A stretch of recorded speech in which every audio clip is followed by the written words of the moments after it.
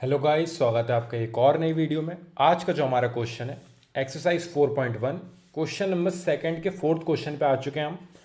A train travels a distance of 480 kilometre at a uniform speed. If the speed had been 8 kilometre per hour less than it would have taken 3 hours more to cover the same distance. Find the speed of the train. तो हमारी एक uniform speed से train चल रही है, distance है हमारा 480 kilometre और यूनिफॉर्म स्पीड हम मान लेते हैं। यूनिफॉर्म स्पीड जो हमारी है वो हमने मान ली x किलोमीटर पर आवर, क्योंकि वो हमें गिवन नहीं है इसलिए अननोन है, हमने x मान ली।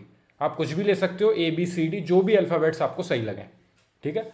If the speed had been 8 kilometre per hour less, देखिए it would have taken 3 hour more to cover the same distance. इस बार फिर से डिस्टेंस जो है हमारा 480 किलोमीटर ही है, लेकिन हमारी स्पीड जो है, जो कि हमारी पहले x थी, अब हमारी स्पीड जो है 8 किलोमीटर पर आवर लेस हो गई है।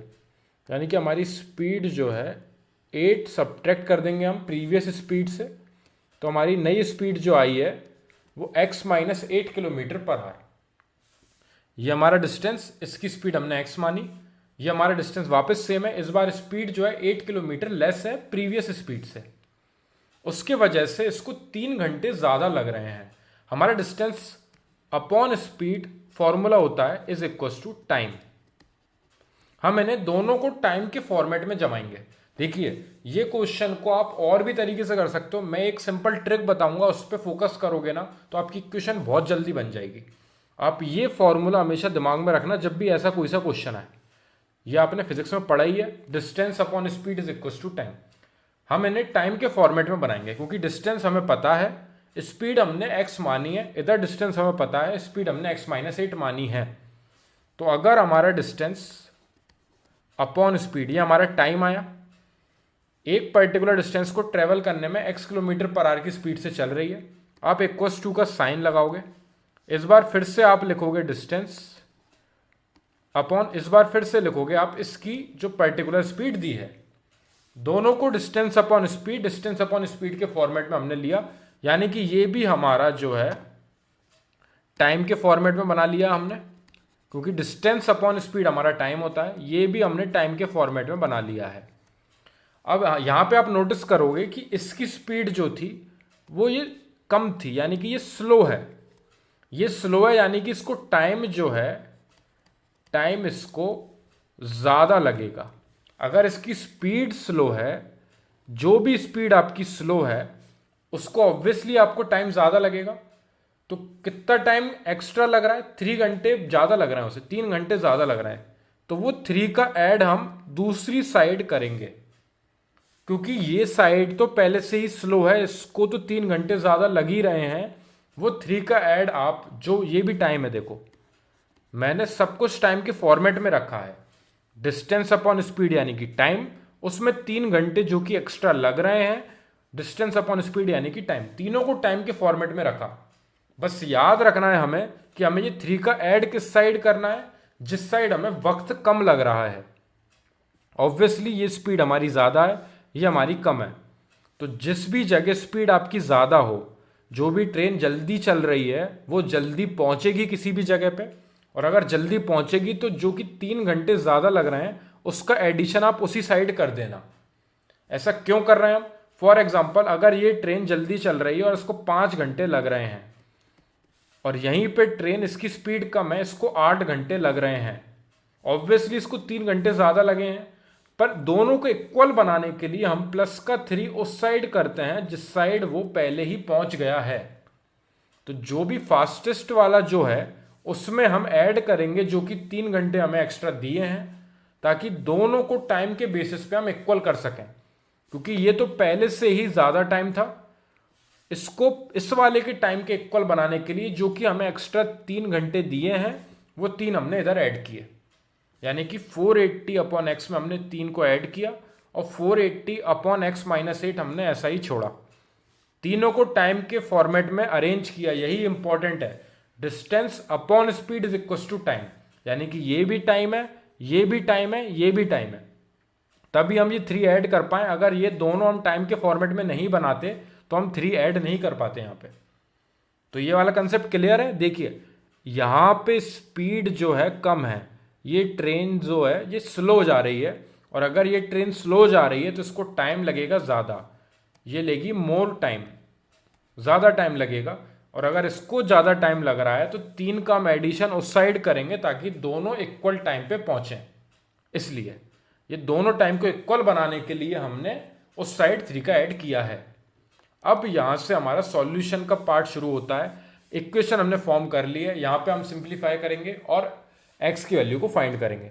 तो आप 3 को इसी साइड छोड़ दीजिए। इक्वल्स टू के उस साइड है आपका 480 अपॉन में x माइनस 8, और ये 480 अपॉन एक्स को आप उस साइड ले आइए, वहाँ पे आके ये माइनस का हो जाएगा क्योंकि इधर ये पॉजिटिव का था, उस साइड जाके ये इक्वल्स टू के उस साइड जाके ये नेगेटिव हो जाएगा। ये यहाँ पे आ गए दोनों।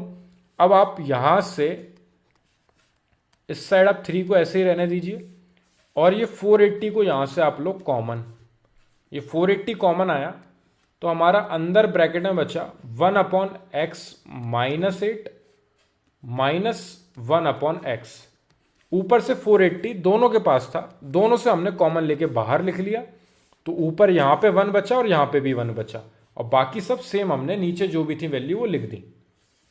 वापस 3 इज इक्वल्स टू, यहाँ पे 480 बाहर आ चुका है, अंदर जो ब्रैकेट थे आप हमारा उसमें हमने एलसीएम लिया, एलसीएम आया हमारा x माइनस 8 और x दोनों। देखिए कभी भी x के फॉर्मेट में अगर दो अलग अलग वैल्यूज हैं तो आप दोनों को एलसीएम ले लिया करो।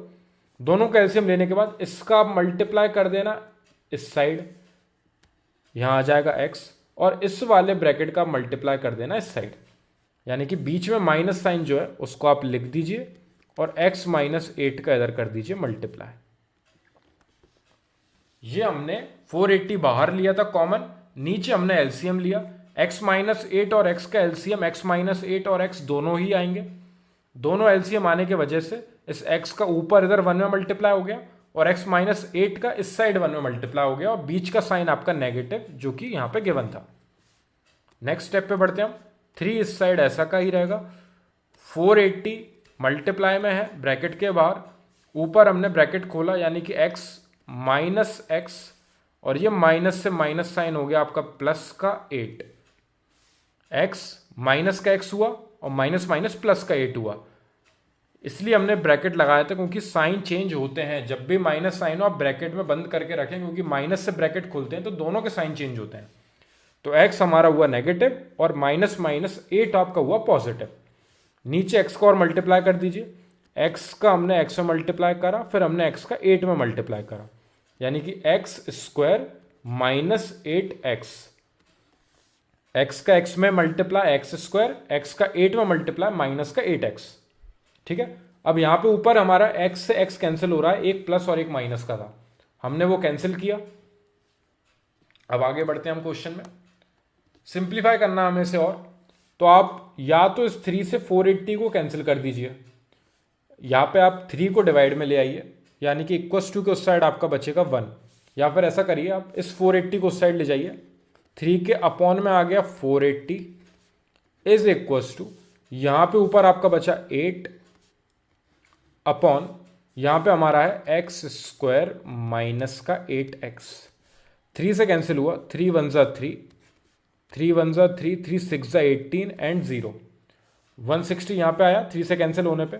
अब हम इनको करेंगे क्रॉस मल्टीप्लाई, इसका ऊपर मल्टीप्लाई, इसका इधर ऊपर multiply. X square minus 8x का 1 में मल्टीप्लाई करा तो हमें एक्स स्क्वायर माइनस का 8x ही मिलेगा जब आप 1 में मल्टीप्लाई करोगे, इज इक्वल्स टू यहाँ पे 160 का होगा 8 में मल्टीप्लाई।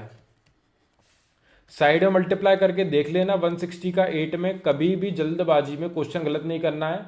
48 होगा ये आपका, 8 1 जा 8 और 4 आपके मिले आपको 12, 1280, यानी कि X square minus 8x is equals to 1280।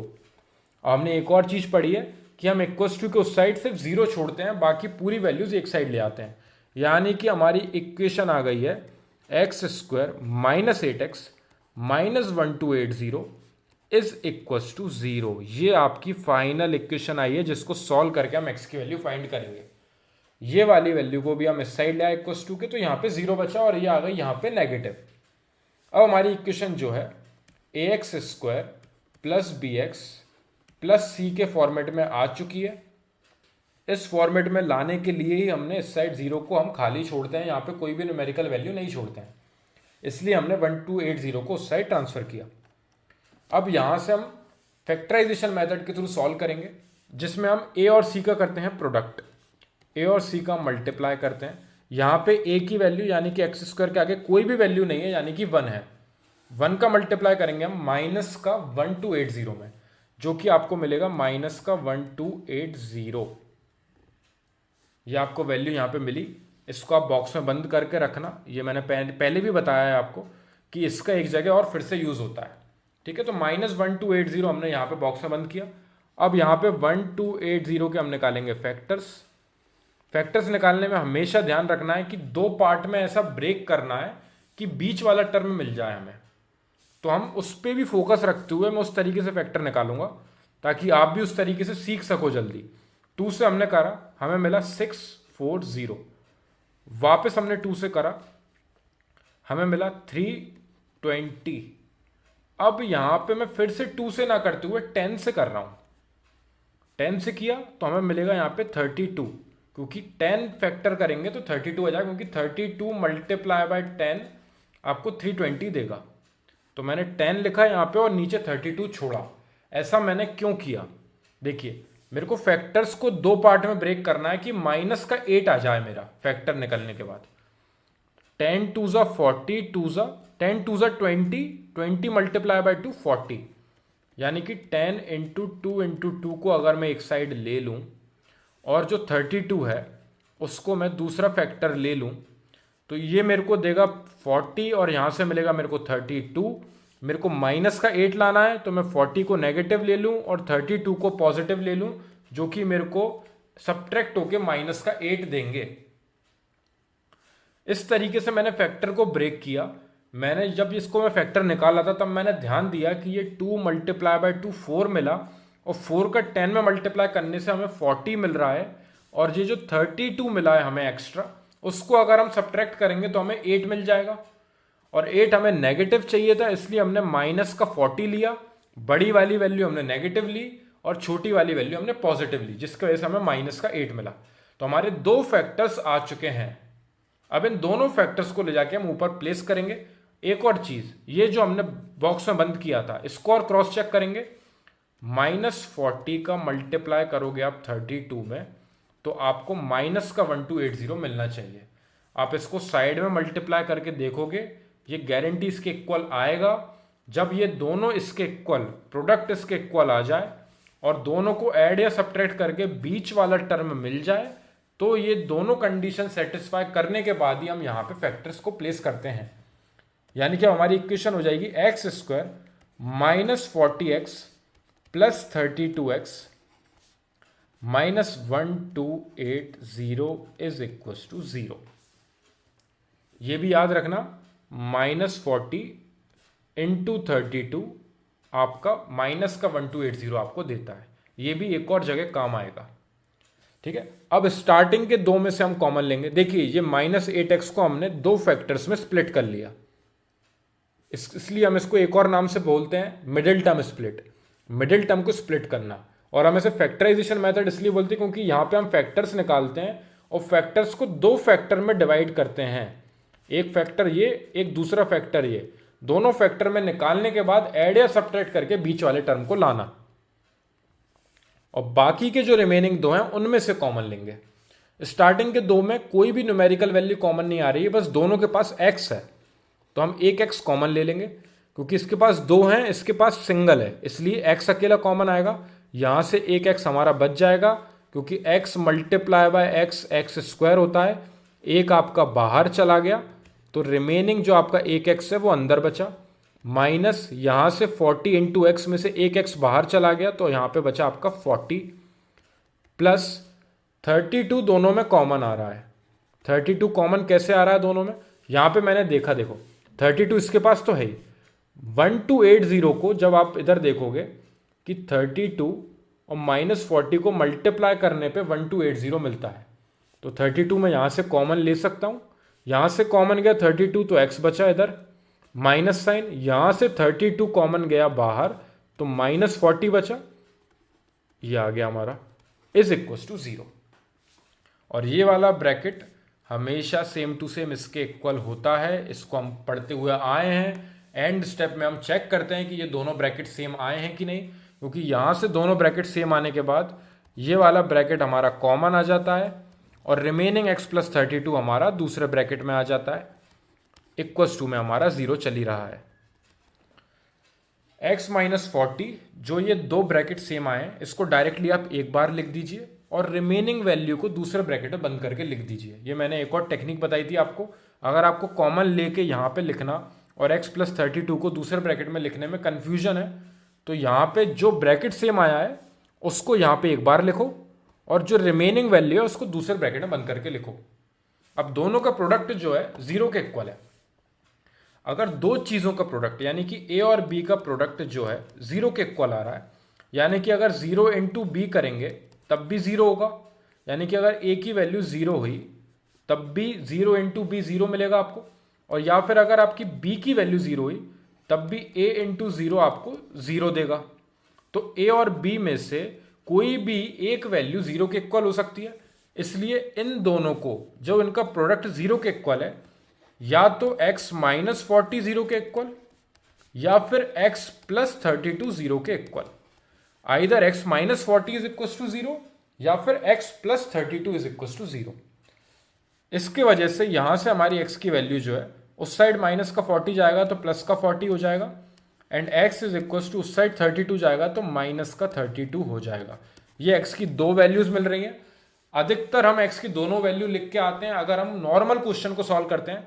अगर यहाँ पे वर्ड प्रॉब्लम दी है लेकिन हमें, तो उस वर्ड प्रॉब्लम में हमसे पूछी थी स्पीड हमारी जो हमने x मानी थी वो हम नेगेटिव तो कभी नहीं लेंगे, नेगेटिव कभी स्पीड नहीं होती। हमने कितनी बार गाड़ी चलाई है, 0 से स्टार्ट होती है स्पीड और पॉजिटिव में बढ़ती है, कभी भी नेगेटिव में नहीं होती हमारी स्पीड।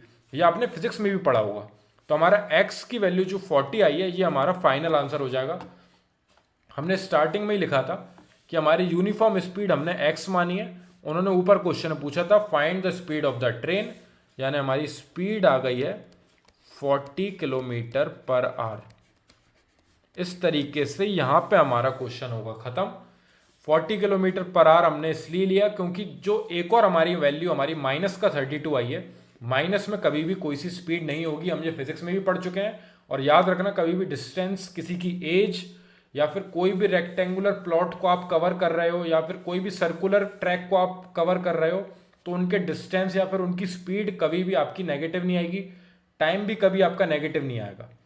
तो कोई भी वैल्यू जो भी आपको x की वैल्यू नेगेटिव मिलेगी ऐसे क्वेश्चंस में, उनको आप डायरेक्टली हटा देना, जो पॉजिटिव वैल्यू है वो आपका फाइनल आंसर हो जाएगा। एक बार और क्वेश्चन को देखते हैं। ये स्टार्टिंग में जो अरेंज करा था वही सब कुछ है, दोनों को डिस्टेंस अपॉन स्पीड यानी कि टाइम के फॉर्मेट में लिया मैंने।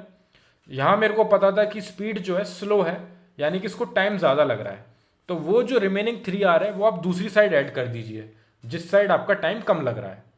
वहां पे ऐड करने के बाद ये 480 वाला जो पार्ट है, इसको 480 वाले पार्ट के पास ले आइए, यहां पे आके ये नेगेटिव हो जाएगा, ताकि हम दोनों में से कॉमन ले सकें 480 और बाकी का जो रिमेनिंग है उसको हम सॉल्व कर सकें। हमने यहाँ पे एलसीएम लेके दोनों को सॉल्व किया, हमें वैल्यू हमारी जो इक्वेशन है वो फाइनल यहाँ पे आके मिली। हमने ax² + bx + c के फॉर्मेट में इक्वेशन को करा अरेंज। इक्वेशन को अरेंज करने के बाद a और c का करा प्रोडक्ट, a और c का प्रोडक्ट करके हमें मिली वैल्यू -1280, जिसके हमने फैक्टर्स निकाले। फैक्टर्स निकाल के दो पार्ट में स्प्लिट किया, -40 और +32 ये हमारे दो फैक्टर हुए, जिनको सब्ट्रैक्ट करने से हमारा -8 मिल रहा था और जिनको प्रोडक्ट करके हमारा -1280 मिल रहा था। क्रॉस चेक किया हमने, स्टार्टिंग के दो में से लिया कॉमन, रिमेनिंग दो में से लिया कॉमन। ये ब्रैकेट आपका हमेशा सेम आता है, जिसको हमने बाहर लिखा। रिमेनिंग जो वैल्यूज थी उनको दूसरे ब्रैकेट में बंद करा। दोनों का प्रोडक्ट 0 के इक्वल है, यानी कि आइदर इसकी वैल्यू 0 है या फिर इसकी वैल्यू 0 है। दोनों को अलग अलग 0 के इक्वल करके देखा, तो यहां से x की वैल्यू 40 मिली, यहां से x की वैल्यू मिली -32। -32 वाला आंसर हमारा कैंसिल हो गया क्योंकि स्पीड नेगेटिव नहीं होती, यानी कि हमारी x यानी कि स्पीड ऑफ ट्रेन हमारी आ गई है 40 km/h। यहाँ पे हमारा होता है क्वेश्चन खत्म। कोई भी डाउट हो अगर आपको इस क्वेश्चन में, क्योंकि ये एक हार्ड क्वेश्चन है, ऐसे क्वेश्चन बोर्ड में बहुत आते हैं, आपको डायरेक्टली सीबीएसई बोर्ड में डायरेक्टली क्वेश्चन मिलेगा, ऐसा सेम क्वेश्चन भी आ जाता है, कोई बड़ी बात नहीं है, ये सेम एनसीईआरटी का क्वेश्चन डाल दें वो। तो आप फोकस करना, ये ट्रेन वाले जितने भी क्वेश्चन हैं, ये वाले डाउट अगर आपको हो तो आप मेरे को कमेंट सेक्शन में बताएं, ताकि मैं उनको क्लियर करूं पहले, फिर हम नेक्स्ट वीडियो पे बढ़ें, नेक्स्ट हम यूनिट उठाएं। कोई डाउट हो बताना मेरे को कमेंट सेक्शन में, उसको सॉल्व करेंगे हम सबसे पहले। Thank you very much for watching this video.